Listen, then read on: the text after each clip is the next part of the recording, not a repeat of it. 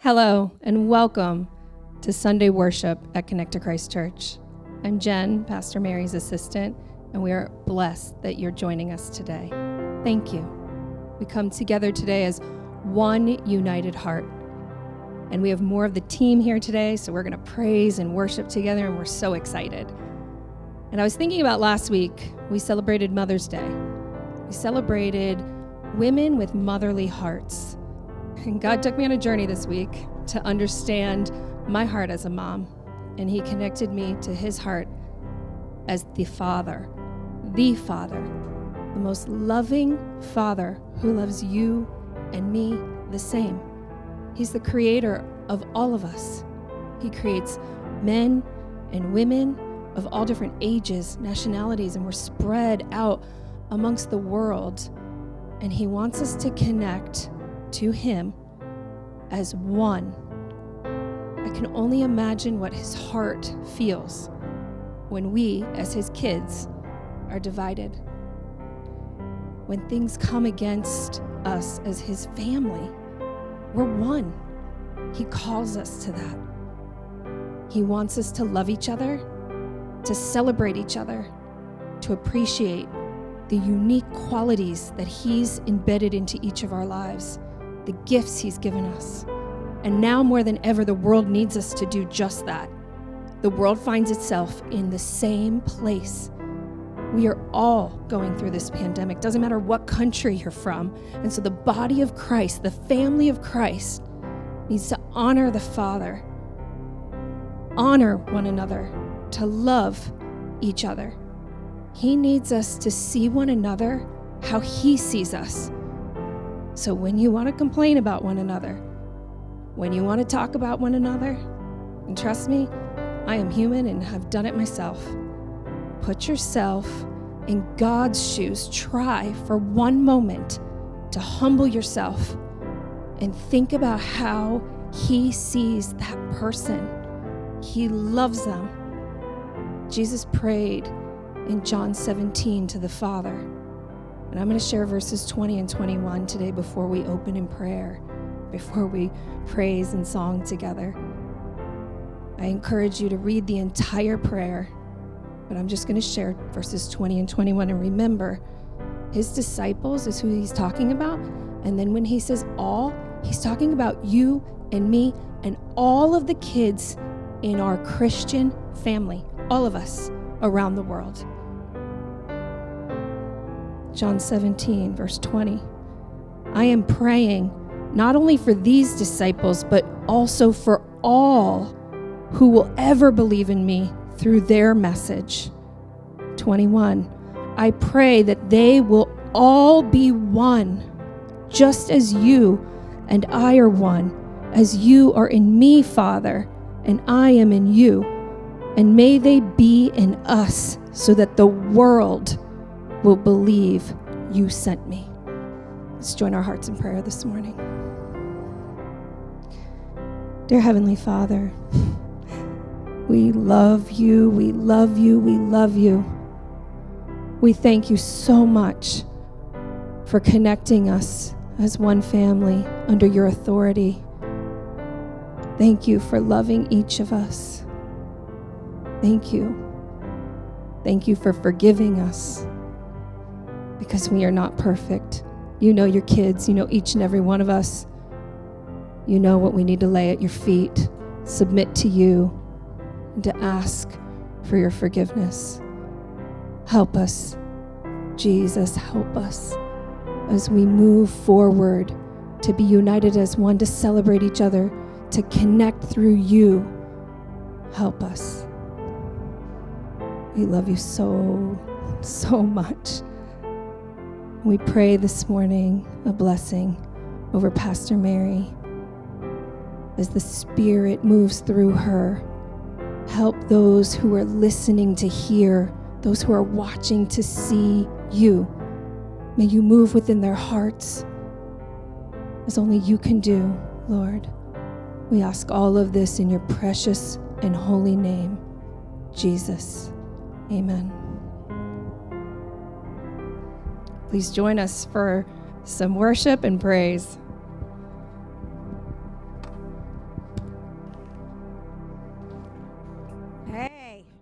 Quarantine may have separated us, but I'll tell you what, there is nothing and nobody that can separate us from our Lord Jesus Christ, because his love is amazing. Sing with us.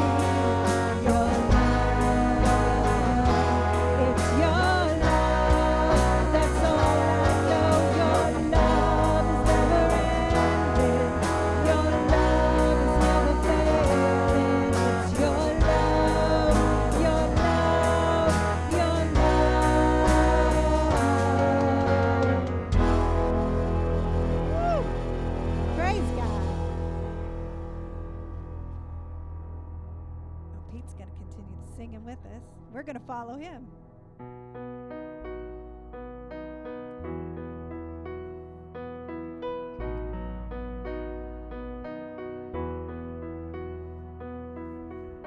You choose the humble and raise them high. You choose the weak and made them strong. us inside to give us life. The same love that set the captives free, the same love that opened eyes to see, is calling us all by name. You are calling us all by name. The same God that spread the heavens wide, the same God that was crucified, is calling us all by name. You are calling us all by name.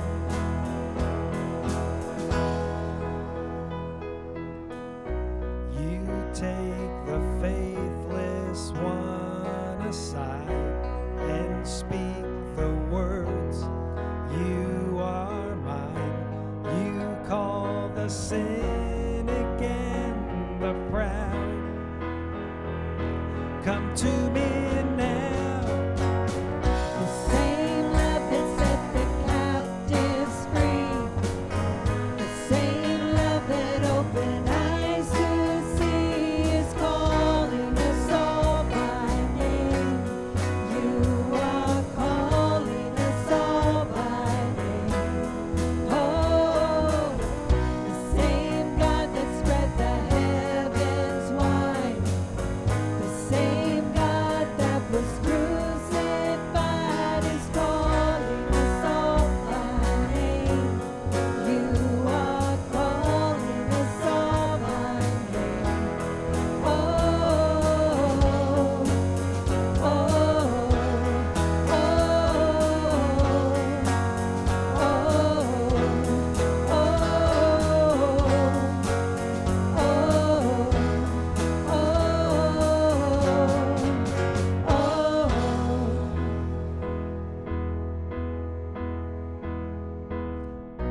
You're calling, you're calling, you're calling us to the cross. You're calling, you're calling, you're calling us to the cross. You're calling, you're calling, you're calling us to the cross. You're calling, you're calling, you're calling us to the cross.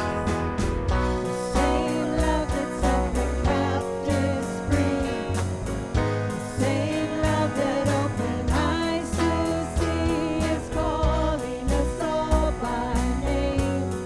You are calling us all by name. Oh, the same God that spread the heavens wide, the same God that was crucified, is calling us all by name. You are calling us all by name. Oh, oh,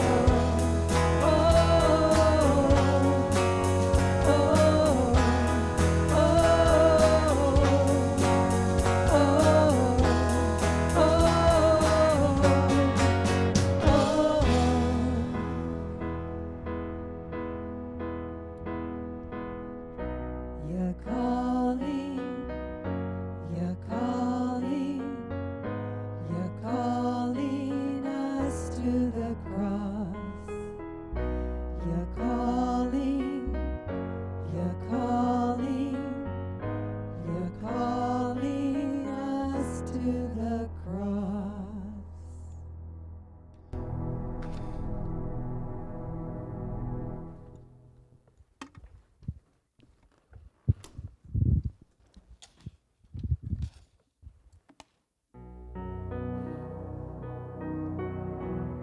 What a pleasure, what a privilege, what a joy in my heart to be here. I just have to stop and pray. I just have to thank God for his goodness. I just have to thank him for his word. Amen? I just have to thank him. I just have to. Please join me. Heavenly Father, we just thank you so much for the amazing love that you pour within our hearts. You make all things possible, God, and you have this amazing love for us, and it's deposited deep within us, and it works its way out in the process of salvation, and you make it happen. You do it every aspect of it, God, and we just need to come and be obedient servants, sons and daughters, and participate in the beautiful journey that you've prepared for each one of us. You call us by name, and you call us into that place of salvation, and you lead us and guide us from that place. You never leave us. You left your word with us. We know how we're to live. Guide us this day, Father, in your word, in your way, and for your glory. In Jesus' name, amen. So if someone came up to you and they said, I know that you say that you love Jesus, prove it. Prove it. How would you respond to that statement? What would be your response? Well, in John, the Gospel of John, chapter 13 and 14, we will find 3 commands Jesus tells his disciple to keep that will help us with that answer.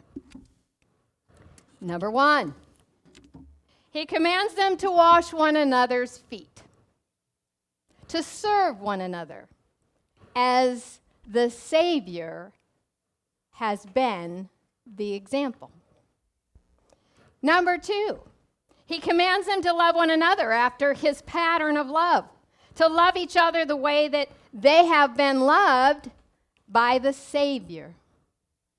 And number 3, he commands them to put their faith in the Father and in the Son, who will send another Savior or advocate, the Holy Spirit. The word Savior, God will save. Another way to say that would be, will be saved by God. And no matter how we look at that word, God is the only Savior. In fact, Isaiah tells us in 43:11, I am the Lord, and besides me there is no Savior. He is the one we need, and he calls us into oneness with himself. And he tells the disciples in these words, your love for one another will prove to the world that you belong to me, that you are my disciples. So friends, how we love one another means a great deal. When we profess Jesus, we need to also step into that place of love. Jesus goes on. John chapter 14, let's look at it, verses 15 through 21. Loving me, Jesus says, empowers you to obey my commands. In other words, that love of Christ is proven and demonstrated by our obedience to the Word of God. And I will ask the Father, and he will give you another Savior. In the Greek, it's broken down this way, another of the same kind. In other words, there are multiple advocates. The Savior is Jesus, but the Holy Spirit is also referred to as the Savior. And it's hard to take that all in, but they are not in competition. They have different abilities and different directions for their salvation, and it is still the Savior. The Savior. The Holy Spirit is the Spirit of truth, and the Spirit will be to you as a friend just like me, and he will never leave you.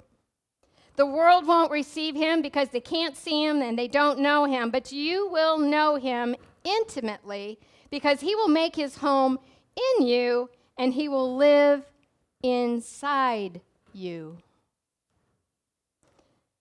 I promise that I'll never leave you helpless or abandoned, and I will come back for you.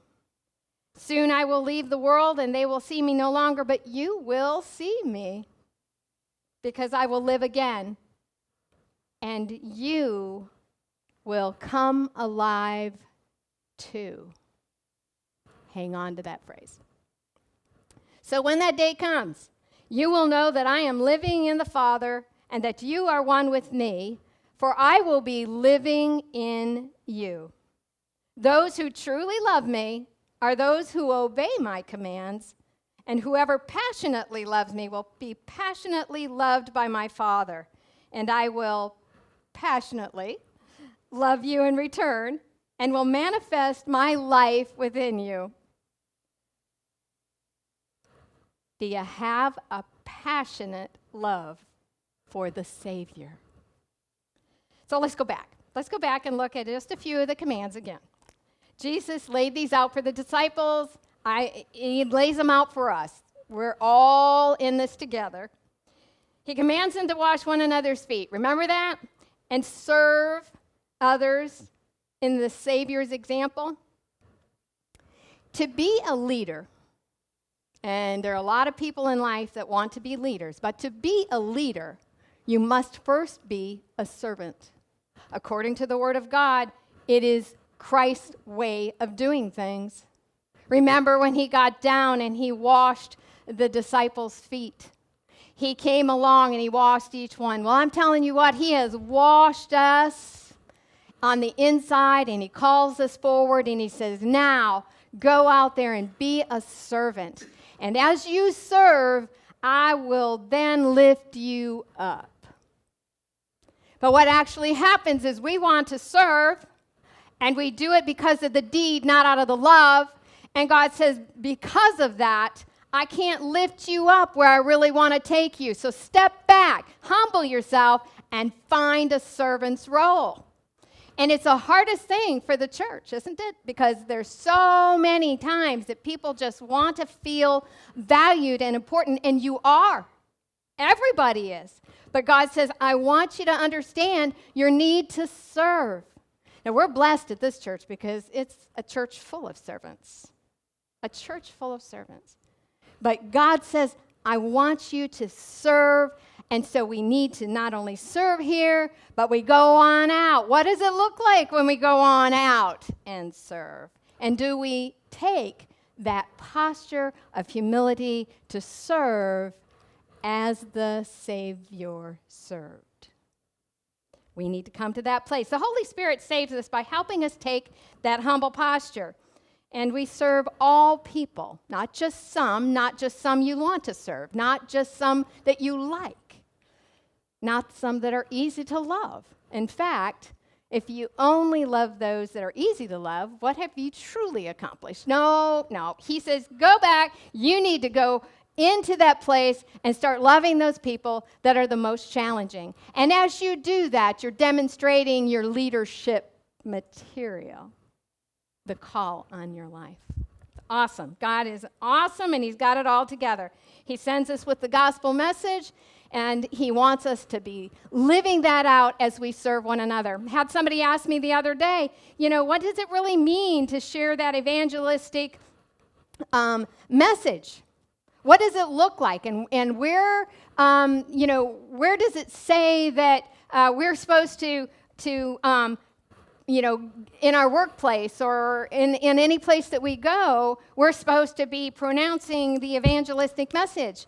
And I said to this person, I believe with all my heart that if we would just allow the Holy Spirit to cause us to be humble, and we would be teachable, and we would allow him to work in our character, that we would find ourselves just automatically emulating the Savior, and we really wouldn't even have to open up our mouths.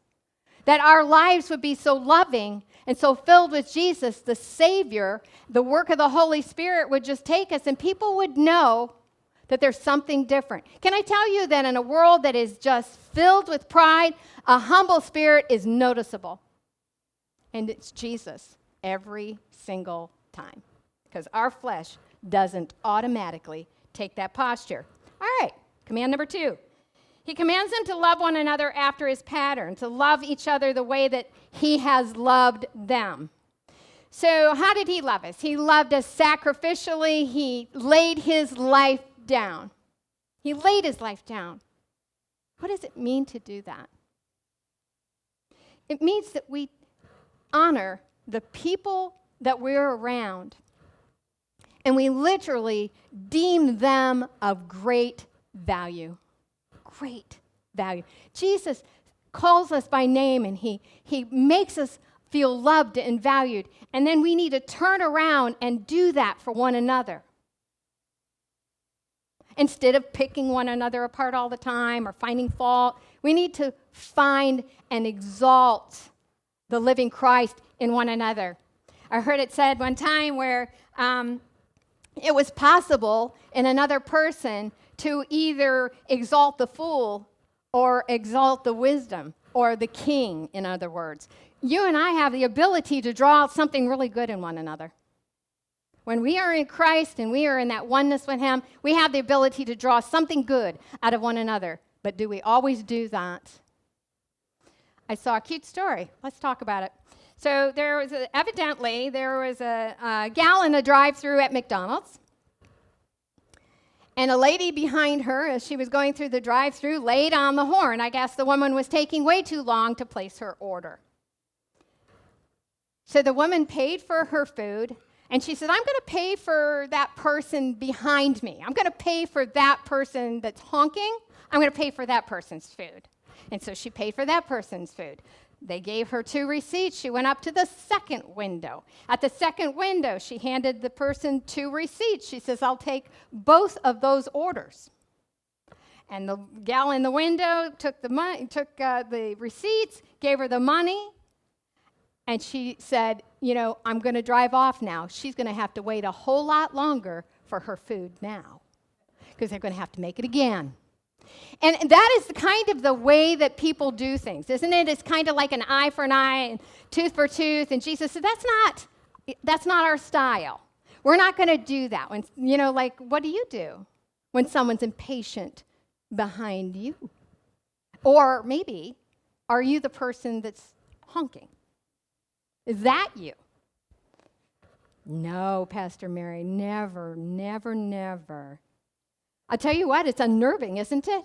It's that place where you go like, I can't control this, and this one's not happy and impatient, and there's no love there. There's absolutely no love there. It's rude, actually. Much of the time, it's just rude behavior.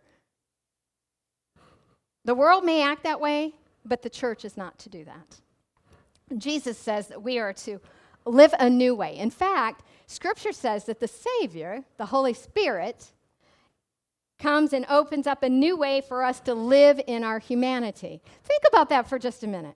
We get a chance to live in a new way. It's the work of the Spirit to help us to live not the way the world does things, like getting even or being equally unkind, but we have a new way to live. That doesn't mean that you and I go out and we just become somebody's doormat, but we have to learn through the power of the Spirit who lives in us to live that love out, to live it out on a daily basis the way that Jesus would live it out. We are to love others the way that he lived. Number 3, he commands them to put their faith in the Father and in the Son, who will send the other Savior or advocate, the Holy Spirit. Jesus saves us from the guilt of sin. I am so grateful for the work of Jesus and his saving process.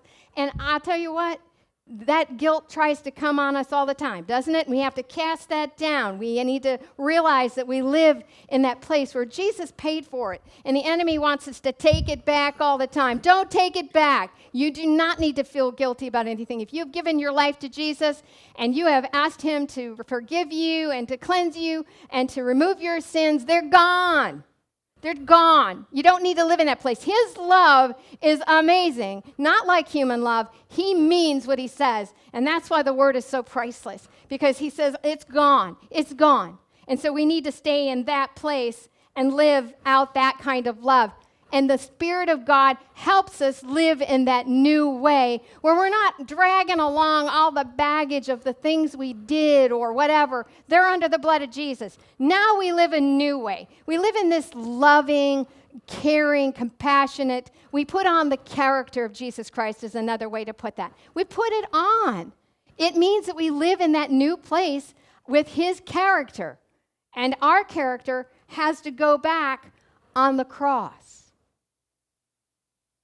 We have to allow that to die. It's got to go. Anything that tries to exalt itself beyond the beauty and the excellency of God's love in Christ Jesus has to go. And we know it, but we resist it sometimes. Praise God, he never gives up on us. Never, never. His love is truly faithful, and we need him every single day. In the work of the Spirit, we need that all the time to help us love.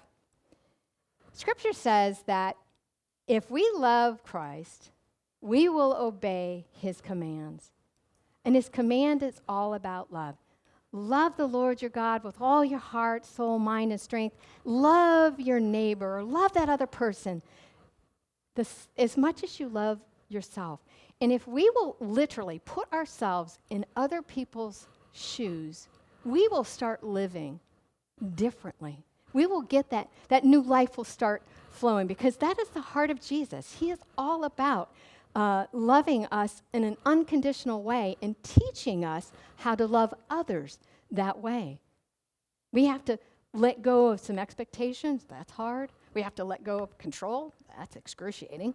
And we need to follow him. And wherever he's going right now, we need to follow him. He is not interested in leaving any of us behind. He does not want one person to perish. He wants all to live in eternal life. I once heard it said that it takes 2 seconds to say that I love you.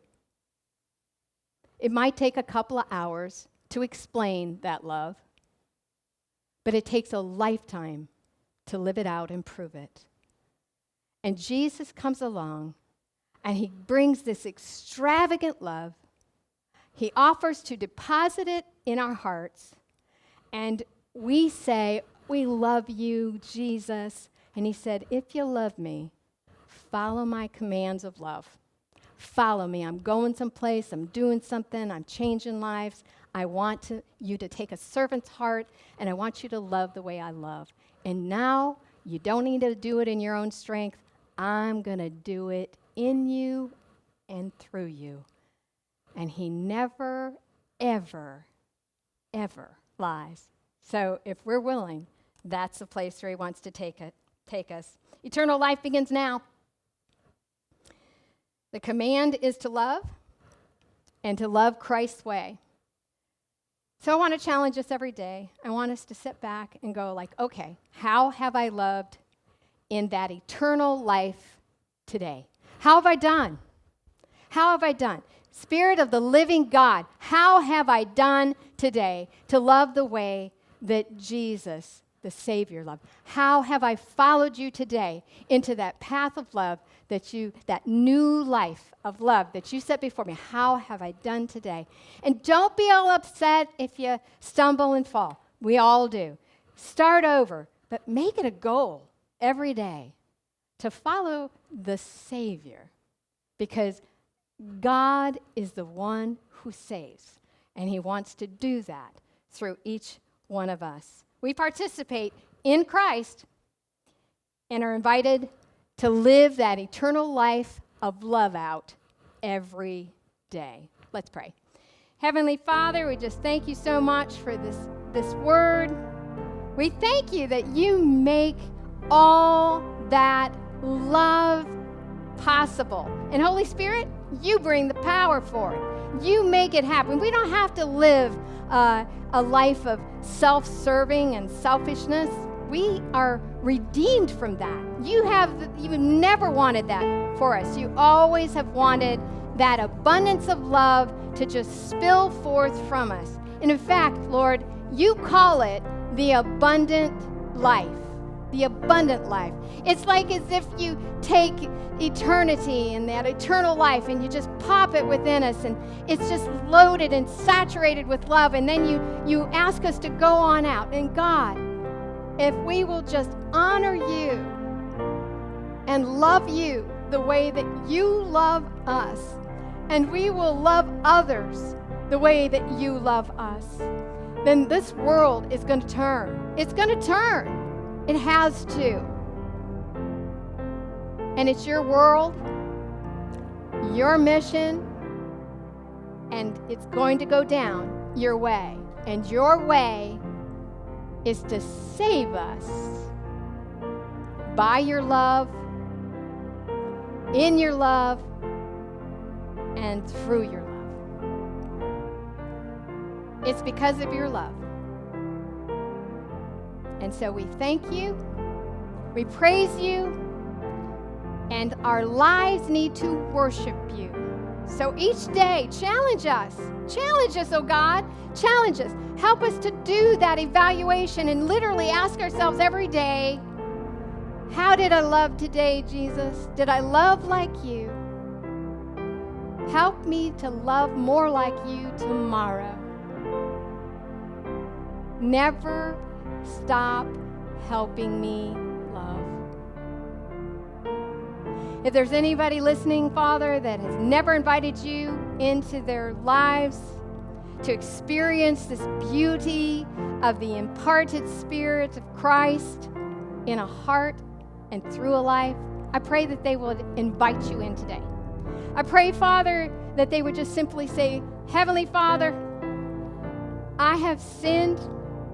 I have tried to live my life without the power of your love, without the work of the Spirit. I've tried to live my life for my agendas, and it needs to go. I turn, and I embrace the love and the gift of the Spirit that you have offered. Help me to love like Jesus. That's it, Lord. And then we start following. So help us today to be examples of your love in action. In Jesus' name, amen. So I'd like to invite the team back up. We're going to close with Because of Your Love.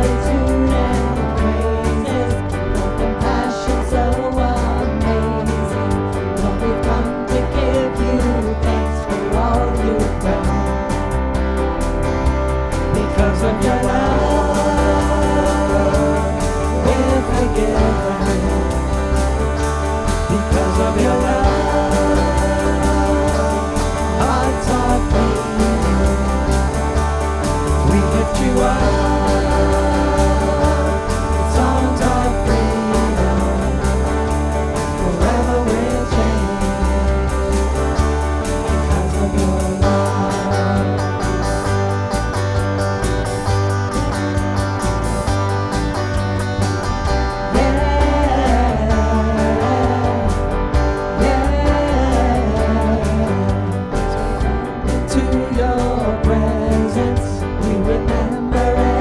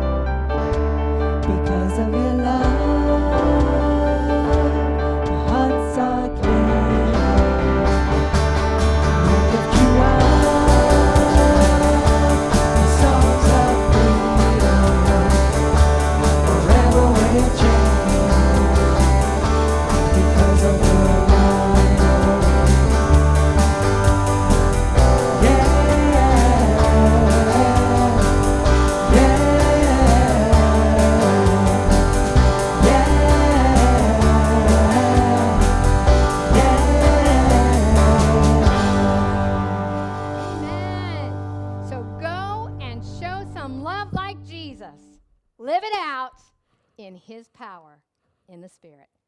Bye. Okay.